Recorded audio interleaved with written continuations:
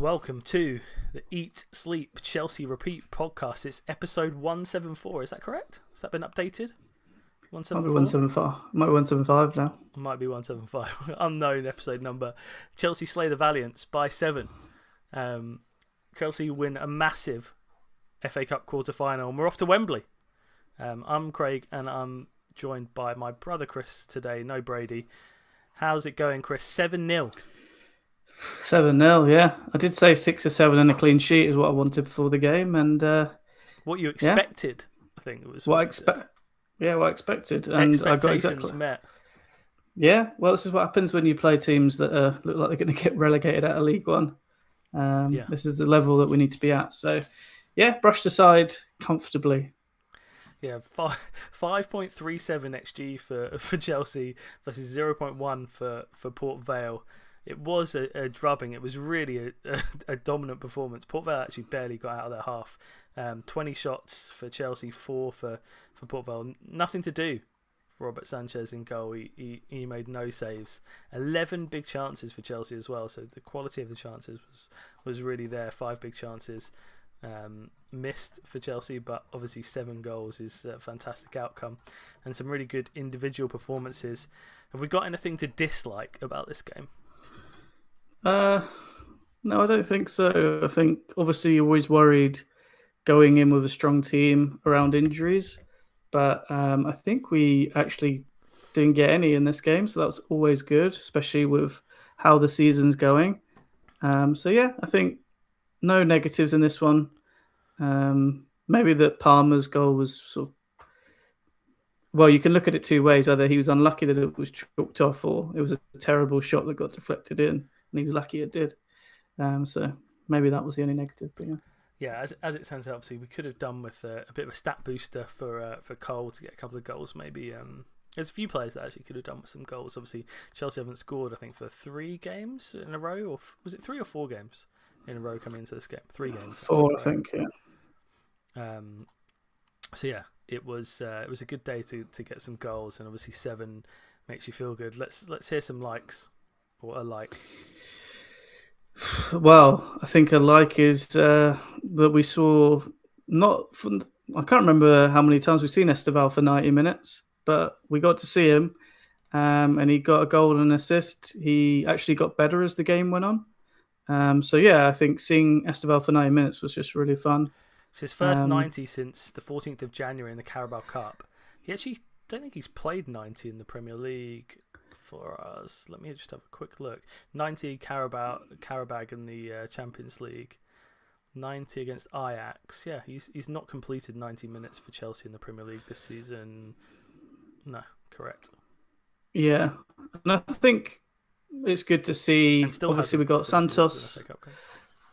It was, yeah. We got Santos, for instance. We got Lavia for 78 minutes. Obviously, a lot of the big boys went off at 60, obviously with Man City in mind, so Pedro, Palmer and Neto. We got 90 out of Fofana. So, yeah, like minutes-wise, I think that's a real positive for us, and we need to keep going. Obviously, we've got a week off, which is nice in one way. Not nice in the sense that we're out of the Champions League, but yeah, it's good rest for us, and we can go again on Sunday. Yeah. What about you? Yeah, my like was that. Just 1 second.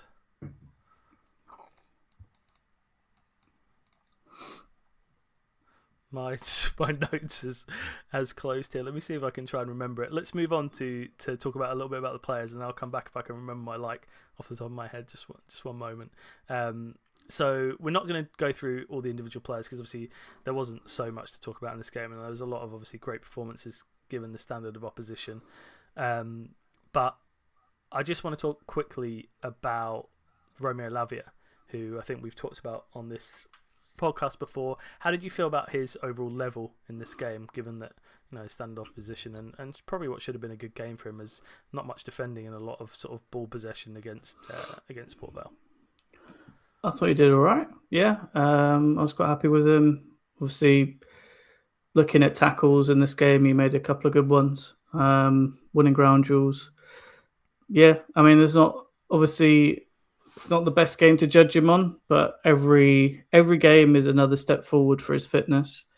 It's just so dangerous with him in terms of the risk of him getting injured. So, yeah, I think this was a good game. Minutes in the bank. Yeah, good game for him. I thought he played all right.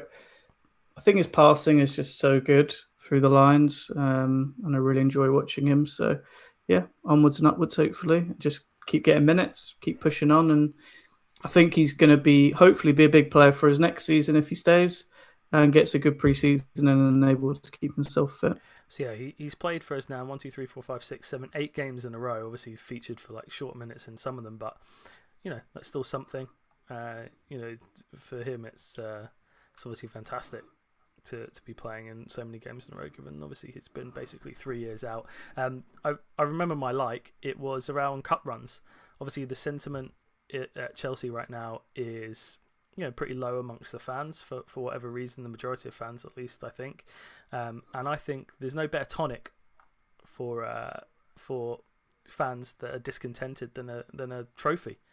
And I think a lot of fans will be really happy winning the FA Cup, especially as it's likely going to be the final against Man City if we beat Leeds. So, an opportunity to really raise the morale and finish the season in a really, really positive way and get the fan base sort of more motivated and excited for next season if we can sort of beat Leeds and then beat City in the final. So, I think the cup run is was my like that I've remembered. Yeah, a really beneficial cup run for us, and also a slightly easy cup run, and we need that. Yeah, I mean, do we talk quickly about the draw that we've got? It's probably the easiest draw I've ever seen for any team in the FA Cup history. We've played Port Vale. We played Hull. We played Charlton. Is it Charlton? Yeah, that was his first game, wasn't it? We played in the previous round Cardiff. Was it? Oh no, that was the EFL Cardiff. Cup. No, that was it. Is it Lincoln? EFL Cup. Just trying to find the last. Did I miss one? Maybe that was the first game. Charlton, wasn't that the third round? Charlton. Because it would have been in January, wouldn't it? Hull. Oh yeah, it was Wrexham. The other game. Oh, Wrexham. Yeah. Okay. So I mean, yeah, it's been really, really soft, the draw. To think that we've made the semi-final beating those teams, and obviously in the semi-final, no disrespect to Leeds, it's probably not the toughest semi-final we could have had, although we haven't beaten Leeds this season. I think Lynn Rossini is 0 for 3 or 0 for 4 against what's their manager's name? Daniel Farke. Daniel Farke. So yeah, it's maybe not as straightforward as we would like, but yeah. All right, let's talk about a couple more players before we move on from the game against Port Vale. One of them is an experienced player that got a bit of stick for coming into this game. A lot of people want to see Josh Achimpong play, but Tosin came in and I thought played really well. Yeah, I mean, no one thinks that Tosin isn't like a good player. The problem is he's not a great player, and the issue with him starting is, well, the issue that I thought before the game was, I don't think Tosin's going to be here next season, potentially, especially because we got him for free. So he's a bit of money bags for the club in terms of getting some cash. So why on earth would you not just play Sarr instead of Tosin, assuming that Mamadou Sarr is going to be here next season? Or Achimpong. I mean, he looks pretty out of favour. I think he might go. Minutes, I think. I mean, he looks very out of favour, Achimpong. But Sarr, they talked about bringing him back in January for, to help out. This would have been a good game for him to help out in. I know Tosin's got, leadership qualities, and he's rated in the team in the leadership sort of leadership group they have, but I think it's a bit of a waste of minutes, and like Sarr needs to get up to speed with what's going on for next season if he's going to hang around. So it seemed like a bit of a waste of a game for Tosin. I don't think as I said, no one thinks Tosin isn't good.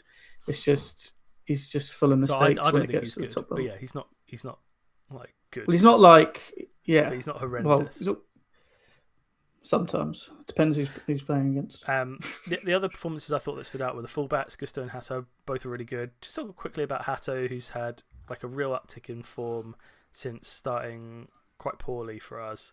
Thought he's had some really good games. Port Vale, thought he was good. Obviously Everton, he was decent. I thought Villa, he was really good. Arsenal in the loss to them, I thought he was good as well. So yeah, some good performances. Obviously Hull in there as well. And he's sort of taken another step, and we've had a little disagreement about the profiling of backups and him being a 20-year-old backup from Cucurella.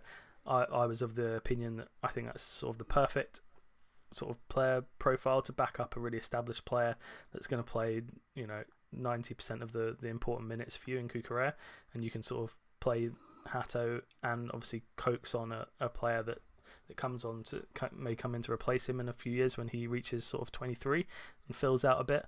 But you don't agree with that, right, Chris? You think that we should have a better player or more established player in that position? Yeah, I think if you're looking to sort of win the league, I don't think you would have Hato there. But because obviously this is his first season, he's very, very young player. He's had no experience of playing in the Premier League. And we saw, his game was littered with mistakes, especially at the beginning. Obviously, the Karabag game stands out. He's been asked to move around a lot as well, so he's been more of a utility player. I just think you need someone a little bit more experienced to be that. Hato for me looks promising in the sense of I would like to see him playing every week. I think he looks good enough that you want to invest minutes in by sending him away and putting someone else. 2,000 minutes. He's going to play 2,000 minutes for us this year. Yeah, but it's not. But in what position he's sort of messing around in different setups and different structures. I'd like to see him in the position they think he should be playing, which is maybe a left back, inverted left back, and then putting him in Europe somewhere, and maybe the Premier League or Championship, and saying, play this every week. Let's see how good you are. Because at the moment, I think he's a little bit better than what you're giving him credit for. Like even now, yeah, but like even this cup run, like if we had a much harder opponent, he wouldn't have been playing. He could have played this game instead of Cucurella, even if we'd had a tougher opponent, I think. And yeah, obviously I made the comparison to Nico O'Reilly, who's very similar age to Hato a couple of years ago, and sort of played sort of 2,000 minutes for City, and then can be more established in the team as he's gone on. Esteval, obviously the standout player in the game, one player of the match. There's been a few videos out on him since as well, just talking about how important he is for the team and how he's one of the few wingers that we have. Him and Garnacho both do this, but they really try to get him behind, look for 1-2s. I think just watching Neto play there in the first half at right wing, and then watching Esteval play there in the second half, it was night and day in terms of sort of what they're offering the team, let alone ability. I mean, I think Esteval's already a better player than Pedro Neto, but in terms of just his movement as well, in and behind. It was a bit easier. It was a bit easier in the second half, though, when it was 3-0 up. It is, but do you fundamentally disagree then that Esteval's not a better player already than Neto? I think they're similar and different. They're very different players. I don't think like that first goal the Pedro goal, for example, like Esteval, he was getting out muscled in the first half at left wing quite easily, and Neto actually muscled that guy out and crossed the ball in for the Pedro goal. I don't think Esteval's doing that, but I do think getting the ball, the halfway line and moving forward and playing with purpose, I think he's better than Neto at that. I don't think his shooting is carrying. I don't think his shooting is particularly good. I'm going to call him out. I've called him out on that before. Lots of good ideas, but his execution. I think his shooting is good. I just don't think it's elite at the moment. Obviously, yeah. I think he'll naturally develop more power as he gets a bit and fills out and gets a bit older. But I think his technique is really good, and I think he takes good shots, like good opportunities for shots. Yeah. I agree. I'd like to see him. I'd like to see him score from outside the area.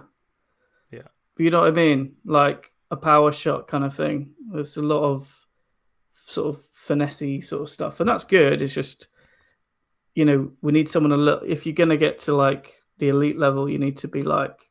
Or you want to give him the ball on the edge of the box and you're thinking, oh my goodness, don't let this guy shoot.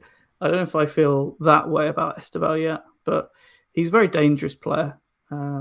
Still not 100% sure about him on the wing. I maybe prefer him in the 10. I don't know.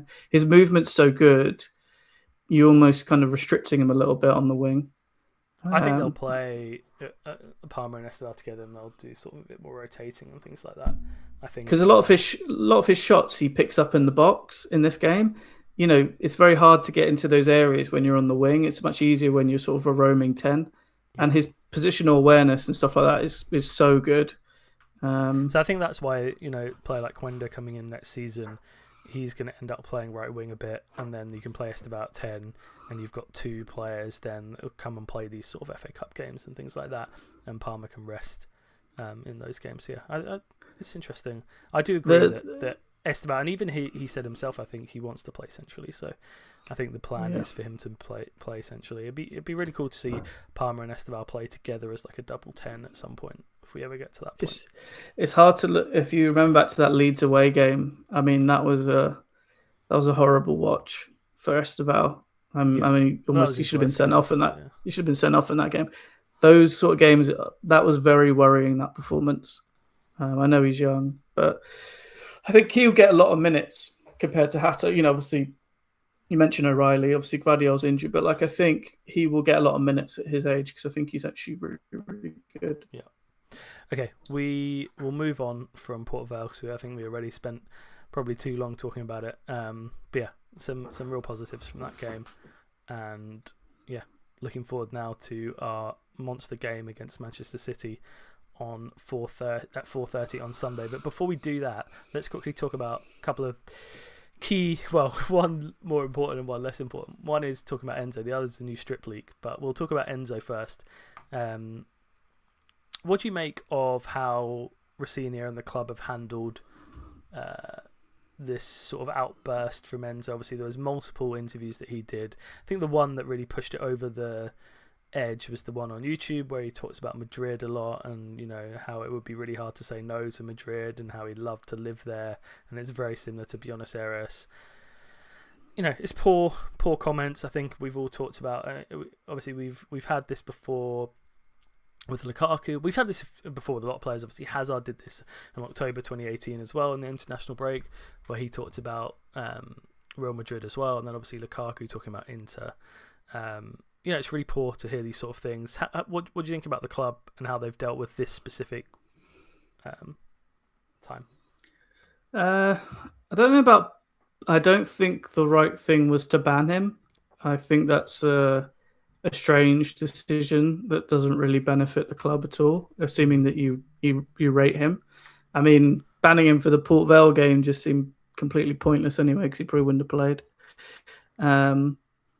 And now he's banned for Man City. They did 2 games because obviously banning him for the Port Vale would have come across as completely pointless. Yeah, I don't know. I just think it's one of those things where you kind of just deal with it with him and then you kind of let him get back on with it. I mean, he's assuming that it's all been sorted out behind the scenes. You're never really sure what else he may have done or said. So maybe he did something worse than what we know, which is where the bans come from. But I don't know. I mean, the whole thing with Maresca as well that was creeping around where he was chatting to City, it just seems similar to that in the sense that he's sort of skulking around trying to get Madrid to buy him. Yeah. It does leave a poor taste in your mouth. Ultimately, I think he'd be a pretty good player for Madrid, just in that league, in the way that they play. So I'm sure he will end up there at some point. This is basically just sort of laying out some of the foundation for it. And yeah, I think just a slap on the wrist and a fine or something would have been all right. I don't know about banning. Yeah, I mean, we've often talked about Enzo's sort of physicality and not really suiting the Premier League. I think La Liga would be a much better fit for him. In terms of fee, I know Chelsea are holding out for a monster fee. I think 73 million is his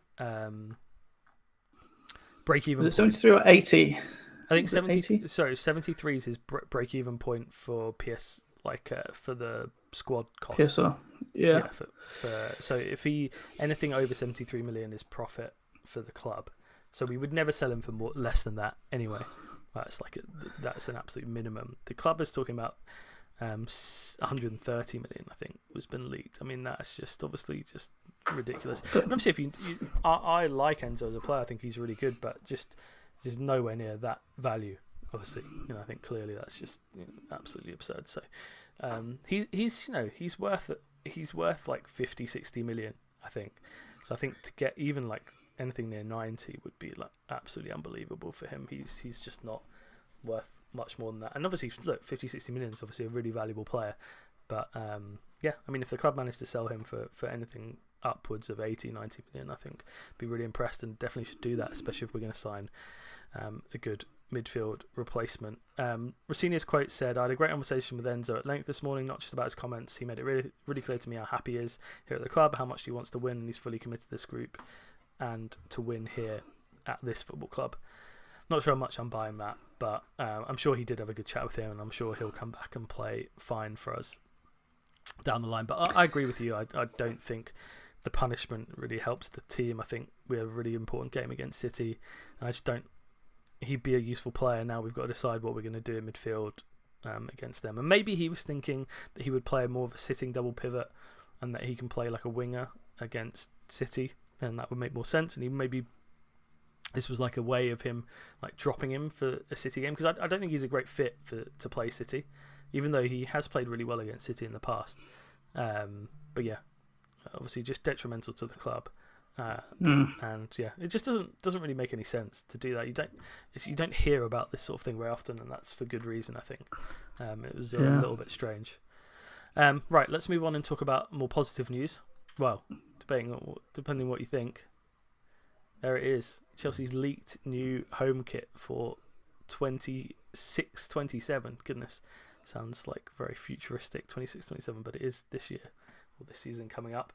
Obviously, probably we'll have a sponsor on there, although you never know. What's the verdict, Chris? I like the gold and the blue. I think that looks cool if that's what we're kind of celebrating. The collar, there was some question marks around what that's going to look like. There's like a polo shirt sort of view, which looked horrendous. I don't know how prominent the actual color will be behind like the Chelsea badge that looks like it's behind the middle. Like that really needs to be as faded as it can be. Obviously the kit I'm wearing today that has the Stamford Bridge schematics behind it. So having the badge behind it's cool, but it really needs to be faded. I don't like it the way that it is, but these are leaks, so not 100% sure. But I like the gold and the blue. I think that's cool. Yeah, I think the colour scheme is cool, and I like the yellow. I wish this like little scepter was red. I think that would be really cool then. I love the red in the kits, and I think this sort of colour scheme would be perfect. Obviously, they've made it in mind, I think, with the Club World Cup badge. Got to try and find a way of making that look decent in the kit.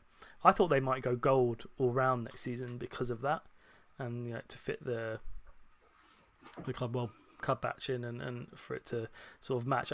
I think looking back through Chelsea's kit history, because I was thinking about what they would do with the socks, because I think this kit would look really cool with blue shorts and yellow socks, because of obviously the yellow in the kit. So I was looking back and thinking, when have Chelsea had yellow socks? So I know they have had them, yellow socks and yellow numbers. So I know they have had them in the past, and it was obviously the 70 FA Cup final, 1970 FA Cup final with Leeds.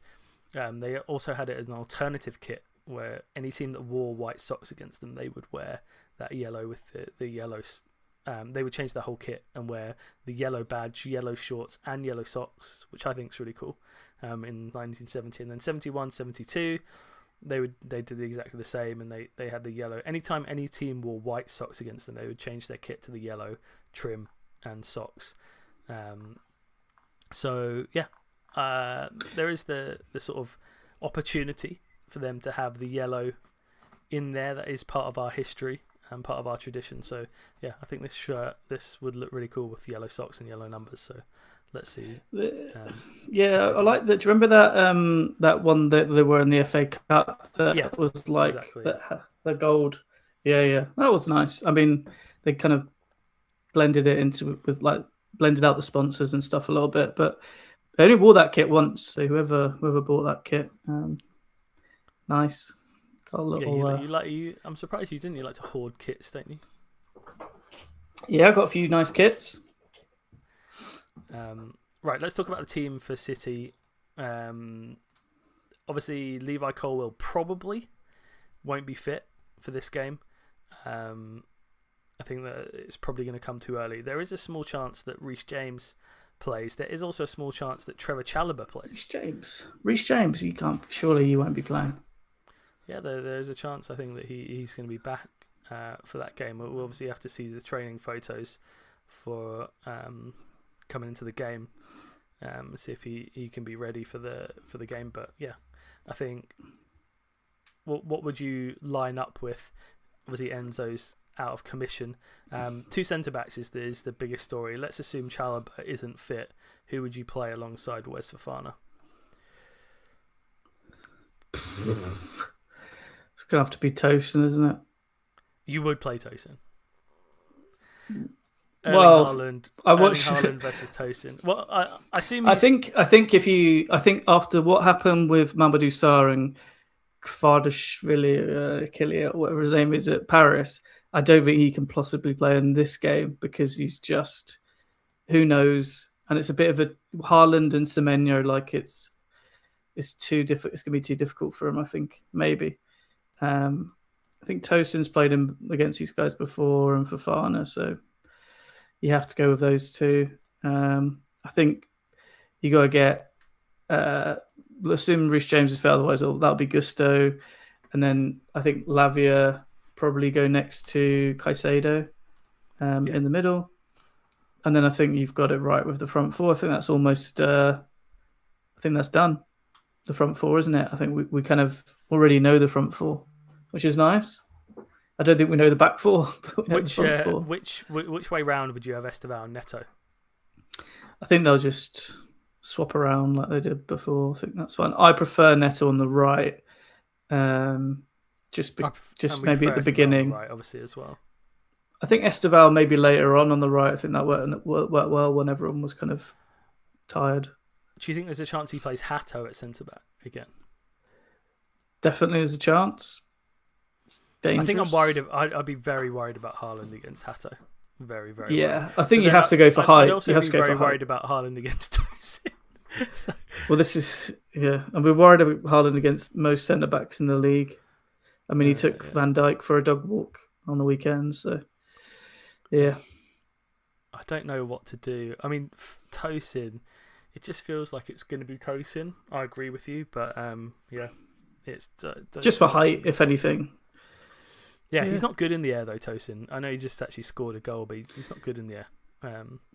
Chelsea with a 33% win probability at the weekend, which is it's probably higher than what I think the fan base would assign it going into this game. How do you see it? How do you see it going?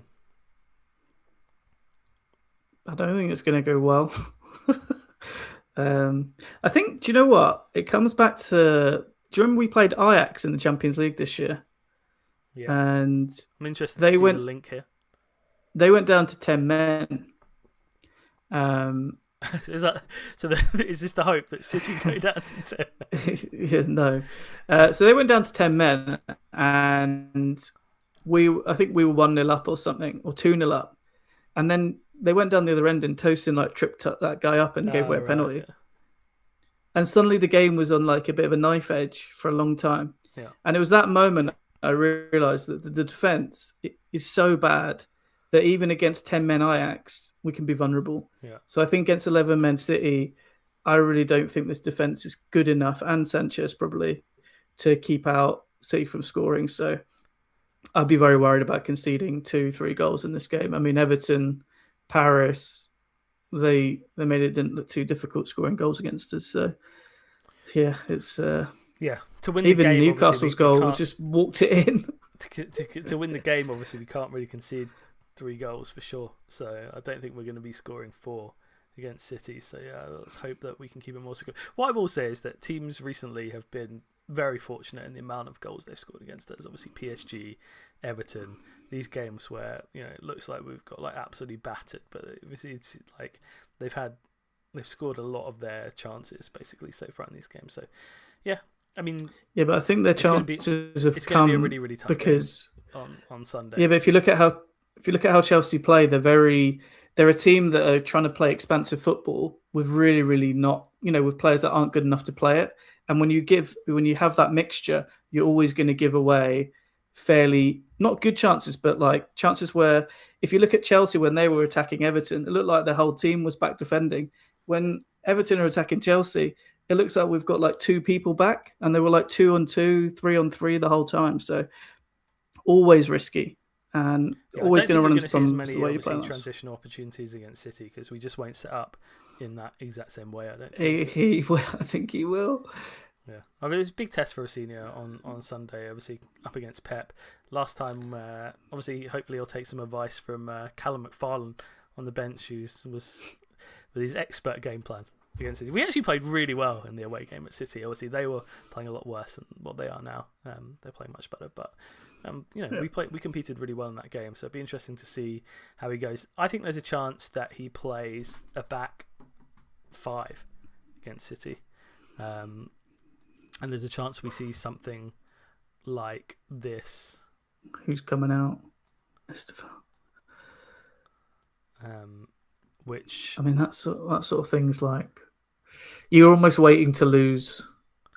Yeah, it reminded me of the Arsenal game in the Carabao Cup where he went there, and it's like, at what point, you're just waiting to lose the game. For people listening on the podcast, this is we've taken Esteban and put Hato in, so it'll be sort of a 5-2-3 with Cucurella, Hato, Tosin, Fofana, James, Caicedo, Lavia, Palmer, João Pedro, and Neto. There's also a chance that instead of Neto, he just plays Esteban, because Esteban, Palmer, and Pedro as a 3, I think, can cause a lot of trouble centrally, and then obviously if we do that, then James will almost certainly not play, even if he's sort of close to fit, because I think Gusto really gets up and down really well on that right side. So I think you won't see James. That actually, looking at that team right now, with Gusto, Fofana, Tosin, Hato, Cucurella, I actually think there's a chance that this is the team. Just looking, it wouldn't surprise me, and I think that's actually quite nice. It's similar to that's the Everton team though, where the ball went to Gusto and he didn't know what to do. I would have more confidence in this game with that lineup as sort of a 3-4-3 or a 5-2-3 than I would with what we just had before. So, yeah, the problem with City is a lot of their play used to be quite centrally. Where they give like right central midfield, De Bruyne, everything went through him, and I would feel comfortable if that was happening with Lavia and Caicedo in there. But all of their play now is down the wings, like Doku and Semenyo. So you really need to have good wing backs against City now, because once the ball goes in the box, it's chaos. So yeah, having Gusto there is a recipe for disaster in my opinion. He's just going to get lost at sea potentially. Yeah, I mean, if we do play this, there's no chance that Reece James plays because they won't because bring him back. Because Palmer won't get back. Esteban, he won't get back. So you need Neto as well. It's asking for trouble. Anyway, we'll see what happens. Let's have a prediction before we go. What are you saying? I think 2-1 City. I'm going to optimistically say 1-1. I'm saying 1-1. It could be 1-1. It could be 2-2 actually. Something like that. Score draw. I think that's the optimistic side of me, and especially if we put out this sort of lineup where we play 5 at the back, I think 1-1 is definitely a possibility. I think Pep knows just to keep it tight and then just get us on the counter. I think he did it at the Emirates earlier in the season as well. And they, Arsenal got a lucky goal, but they scored in that game. But yeah, good luck, Rosinha. All right, looking forward to it. Sunday, Super Sunday, 4:30. Let's see if we can put in a special performance and get 3 absolutely invaluable points. All right, that's all we got time for today. Thanks very much, Chris. Thank you. Regardless of the result, we will be back for more updates on all things ESCR. You can follow us on X at Eat Sleep Chelsea and Instagram Eat Sleep Chelsea Repeat. As always, we hope you're carefree wherever you may be. And thanks for listening.